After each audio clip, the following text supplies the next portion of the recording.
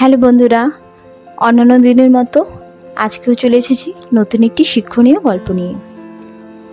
Skip না করে গল্পটি প্রথম থেকে শেষ পর্যন্ত দেখতে থাকো। আর গল্পটি যদি ভালো লেগে থাকে তাহলে একটি লাইক, শেয়ার, কমেন্ট করে দিও।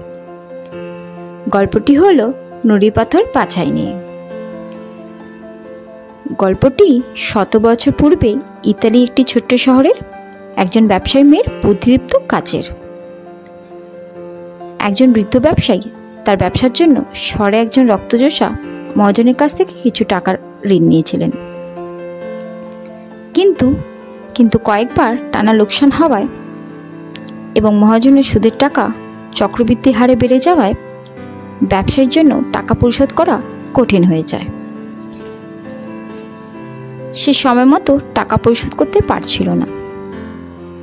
এমন সময় মহাজন বলল সে এক শর্তে সকল কর্জ মাফ করে দিবে, যদি ব্যবসায়ী তার মেয়েকে মহাজনের সাথে বিয়ে দেয়। মহাজন মানুষ হিসেবে ভালো ছিল না, তাই ব্যবসায়ীর প্রস্তাবটি পছন্দ হয়নি।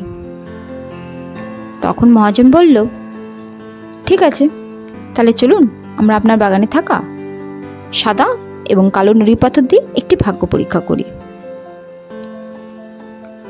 আমি এই বাগানের পাথরের রাস্তা থেকে একটি সাদা এবং একটি কালো পাথর নিয়ে একটি ব্যাগে রাখব।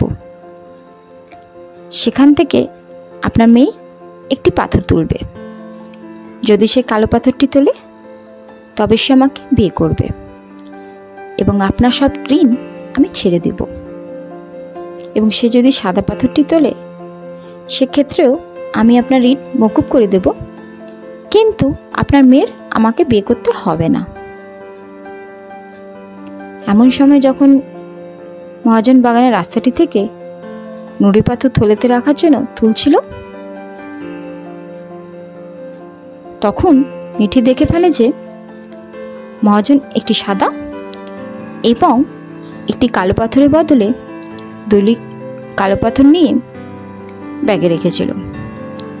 এই অবস্থায় মেয়েটির সামনে 3টি পথ ছিল।